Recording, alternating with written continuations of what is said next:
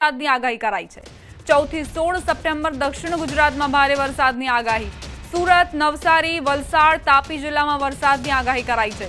14 થી 16 September thunder સ્ટોર્મની આગાહી કરાઈ છે। 12 से लेकर 18 सितंबर तक 7 दिन की जो फोरकास्ट है, हल्का से मध्यम बरसात का संभावना रहेगा दोनों क्षेत्रों में ही, गुजरात रीजन और सौराष्ट्र कच्छ रीजन। इसमें हेवी रेनफॉल का वार्निंग दिया गया है 14, 15, 16। मेनली दक्षिण गुजरात की जो ज़िला है इसमें हेवी रेनफॉल आइसोलेटेड प्लेसेस में येलो वार्निंग के साथ दिया गया है। अभी थंडरस्टॉर्म, उस टाइम थंडरस्टॉर्म का भी वार्निंग दिया गया है 14, 15, 16 सितंबर के लिए। इसमें wind speed 30 to 40 kilometre wind speed रहेगा और जो लाइटनिंग के साथ ही थंडरस्टॉर्म का वार्निंग दिया गया है। અમદાવાદમાં હળવા વરસાદની શક્યતા છે। ગુજરાતમાં સિઝનનો 28% વધુ વરસાદ નોંધાયો છે। अहमदाबाद के लिए लाइट रेनफॉल का फोरकास्ट दिया गया है। अभी रेनफॉल का जो स्टेटस है, गुजरात स्टेट में 833.2 mm बारिश हुआ है 12 सितंबर तक। इसमें जो सामान्य बरसात है 651.5, जो कि +28% डिपर्चर है नॉर्मल से।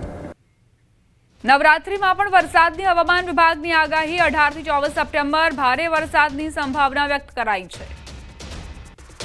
और वीक टू 18 से 24 सितंबर जो नवरात्रि आ रहा है, इसमें fairly to widespread rainfall संभावना रहेगा गुजरात में। और इसके साथ आपका हेवी रेनफॉल का भी वार्निंग मतलब आई हुई है मॉडल से। आइसोलेटेड प्लेसेस में हेवी रेनफॉल वार्निंग आई हुई है गुजरात रीजन में। Many days of the week मतलब 18 से 24 वाला जो वीक है, इसमें मेनी डेज हेवी रेनफॉल का भी चांसेस रहेगा।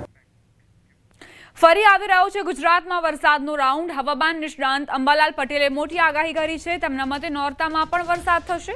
કયા નોરતે ક્યાં કેટલો વરસાદ થશે તેની પણ માહિતી આપી। એટલું જ નહીં, ભાદરવાની ખરી ગરમી ક્યારે પડશે તેની પણ આગાહી કરી। તારીખ 14 થી 20 અને ક્યાંક 22માં રાજ્યના ભાગોમાં વરસાદ થવાની શક્યતા છે। દક્ષિણ ગુજરાતના કેટલાક ભાગમાં ભારે વરસાદ થવાની શક્યતા છે। કોઈ ભાગમાં લગભગ 2 ઇંચ, 3 ઇંચ કે 4 ઇંચ જેવો વરસાદ થવાની શક્યતા રહેશે। વડોદરાના ભાગોમાં, મધ્ય ગુજરાતના ભાગોમાં પણ વરસાદ થવાની શક્યતા રહેશે। પૂર્વ ગુજરાતના ભાગોમાં ક્યાંક ભારે વરસાદી ઝાપટા પડે। ઉત્તર ગુજરાત, મહેસાણા, પાટણ સમી, હારીજ ઉપરાંત બનાસકાંઠા અને અરવલ્લી, સાબરકાંઠા, પંચમહાલ વગેરે ભાગોમાં વરસાદી ઝાપટા પડવાની શક્યતા રહે। આ વરસાદી પાણી કૃષિ પાકો માટે સારું ગણાય।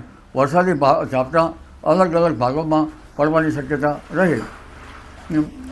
હાલમાં ધાન્ય પાકો જ્યારે નિગલ અવસ્થામાં આવ્યા છે ત્યારે પવનની ગતિ અને આ વરસાદ ઉત્પાદનમાં થોડીક કમી લાવી શકે અને ખેતરમાં પડેલા પાત્રમાં ઝેરી જીવજંતુઓની શક્યતા રહે। નવરાત્રિની શરૂઆતમાં ક્યાંક વાદળવાળું કે ક્યાંક છાંટા પડવાની શક્યતા રહેશે। તારીખ 24-25 સપ્ટેમ્બરમાં લગભગ દક્ષિણ ગુજરાતના ભાગમાં ક્યાંક ભારે વરસાદી ઝાપટા પડે। મધ્ય ગુજરાતના કેટલાક ભાગમાં ક્યાંક ભારે વરસાદી ઝાપટા પડે। વડોદરાના ભાગોમાં કંઈ વરસાદ ઝાપટા રહે। પૂર્વ ગુજરાતના ભાગમાં ક્યાંક ભારે વરસાદી ઝાપટા પડવાની શક્યતા રહેશે અને હવે એન્ટી સાયક્લોન બનવાની શક્યતા રહેશે ધીરે ધીરે રાજસ્થાનના ભાગોમાં અને રાજ્યના ભિન્ન ભાગોમાં પણ ક્યાંક ગાજવીજ સાથે વરસાદી ઝાપટા પડવાની શક્યતા રહે છે।